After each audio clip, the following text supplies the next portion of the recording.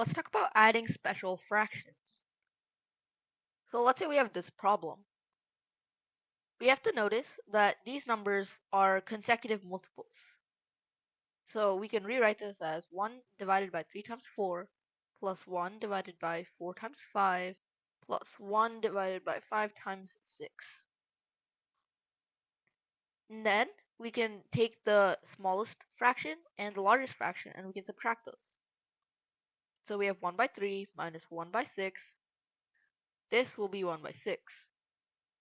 So this is actually equal to 1 by 6.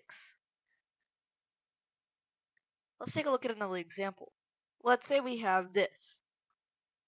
Now, this will be really complicated if we go through and add everything, so we have to use the same trick. But this one's not as simple, because we have a 1.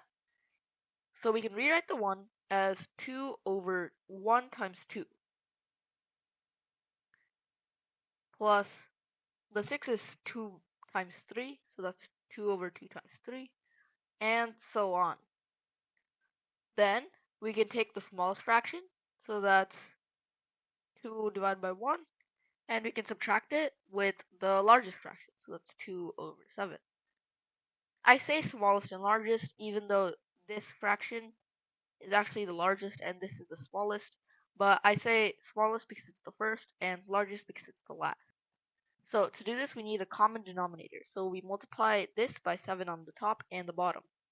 So this will be 14 divided by 7 minus 2 divided by 7. This will become 12 divided by 7. So this is our final answer. Let's look at one more example. So let's say we have this problem. Again, we can rewrite it like this. Then we take the first fraction and subtract it with the last fraction. So that's 3 over 1 minus 3 over 5. Now we have to subtract them, so we need to find a common denominator. So we multiply the top and bottom by 5. So this will become 15 by 5 minus 3 by 5. Subtracting it will give us 12 by 5. So this is our final answer. Now, adding special fractions can be a little bit tricky since it requires a lot of practice. I've linked a practice worksheet and its answers in the comment section, so make sure to go check those out.